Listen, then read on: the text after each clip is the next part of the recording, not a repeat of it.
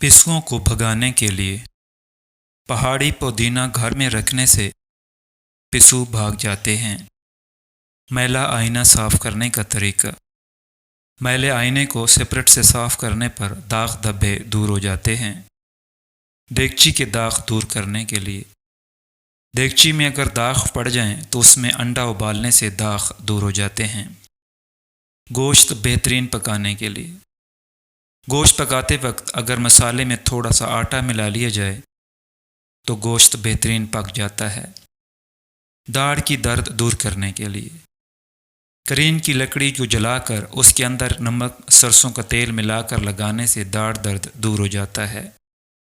मैदा के ज़ख़म को दुरुस्त करने के लिए एक गिलास बंद गोभी का अर्क 1 हफ्ता तक पी लिया जाए तो मैदा का ज़ख़म ठीक हो जाता है। खून की कमी दूर करने के लिए 1 पाव पके हुए मीठे आमों के रस में ऊँटनी का दूध मिलाकर 1 माह तक पीने से खून की कमी दूर हो जाती है। मुंह में छाले अगर मुंह में छाले पड़ जाएं तो तुरश अनार की कुलियाँ करने से अफाका हो जाता है।